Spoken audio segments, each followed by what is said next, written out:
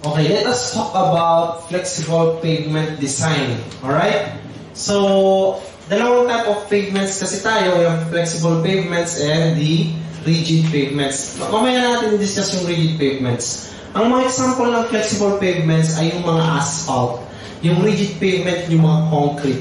Okay? So, in reality, engineer, yung wheel ay hindi naman talaga tangent sa road.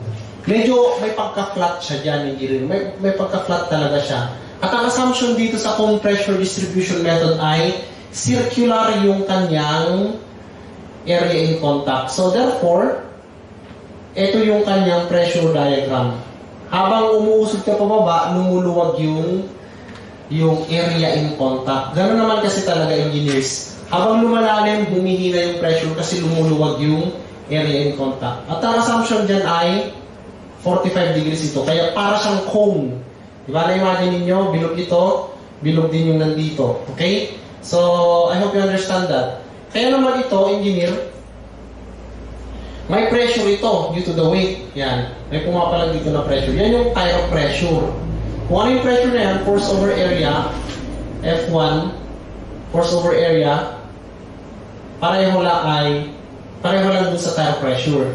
So, pagdating dito, ito na yung subgrade. Yan. May pressure din dito. Tawagin natin F2.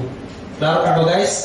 So, if this is the thickness of the pavement, engineer, dahil 45 degrees yan, meaning, in every rise, pareho lang ng run. Di ba? So, kung tawagin natin radius R, yung radius nitong area in contact dyan, pagdating dito, yan ay radius pa rin ito, pero ito, T na. Klaro po ba yan? No? T is to T kasi 45 degrees eh. Yan. Nakuha po ba, engineers? The question is what? A 50 kN wheel load has a max tire pressure of, so 50 kN daw yan, of max tire pressure of 0.6 megapascals. This pressure is to be uniformly distributed over the area of tire contact on the roadway. Assuming the subgrade pressure to be will not exceed 0.16. So ito yung subgrade. Kasi kung ito yung pavement, engineer, subgrade na ito. Subgrade. Yan. Di ba subgrade, tapos saka ilalagay yung pavement. O, ito yung pavement mo. Yan, yung pavement. So, meaning ito yung thickness ng pavement mo. So, the subgrade pressure is limited to 0.16 megapascals. Alright? Napakadali lang nito, engineer.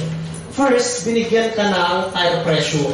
So, the tire pressure was given to be 0.6 megapascals, and that is it's as simple as 50,000 force over, siyempre kung ano yung force dito, yung parang yung normal force doon, pero ang area mo ay pi r squared.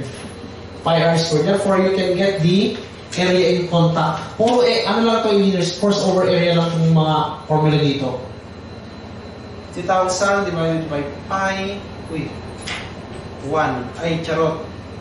Kaya, sorry engineers, di ko masyado pang kamisado kasi ito eh. Divide 0.6, square root of the answer. Ayan na. 162.87 mm. So, this is the radius ng area in contact dito. But the question is, determine the required thickness. Ito, yung thickness is so. Napakadali. Yung 0.16 naman ngayon na pressure, equal naman yan sa force pa rin over yung area naman dito. So, 0.16 is equal to the force. The force is still 50,000. Siyempre, by summation of forces vertical, di ba? Pero ngayon ako, pi r squared, pero 162.87 plus t squared. Kasi ang radius ko na dito na total ay r plus t. Di ba? So, the thickness of the pavement required is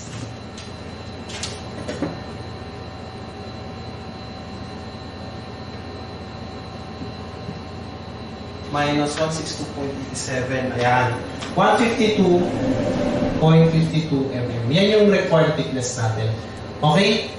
Para hindi masira sa bearing pressure yung nasa ilalim na lupa. Yan kasi nasisira ang kalsada kapag hindi properly compacted, tapos yan, mag-bear yung no?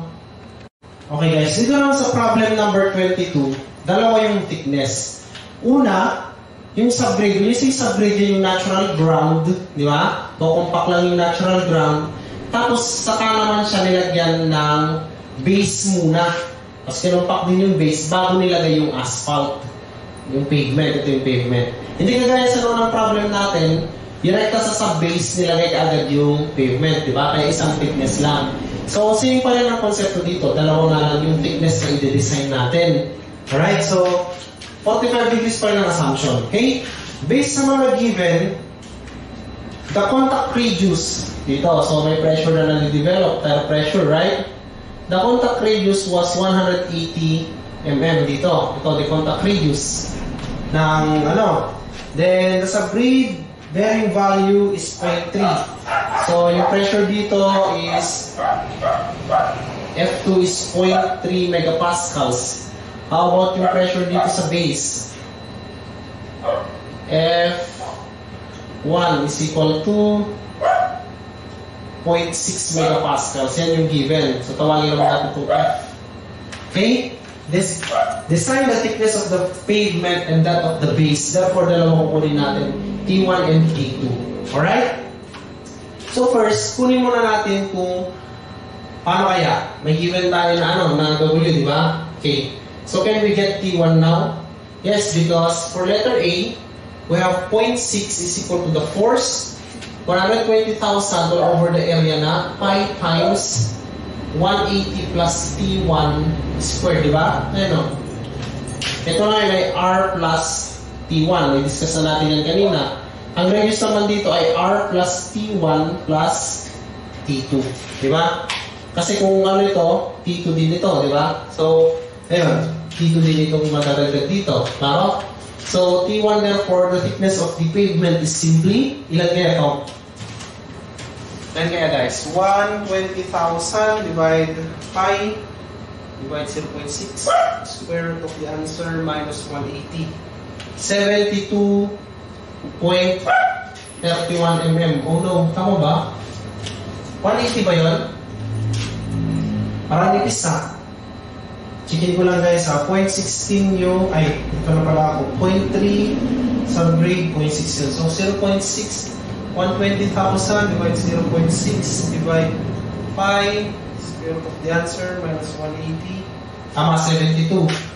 For letter B, ano naman yung thickness ng base? So simple lang, may 0.3 equal to 120,000 all over pi times 180 plus T1 72.31 plus T2 squared. Ayan. So the thickness of the base is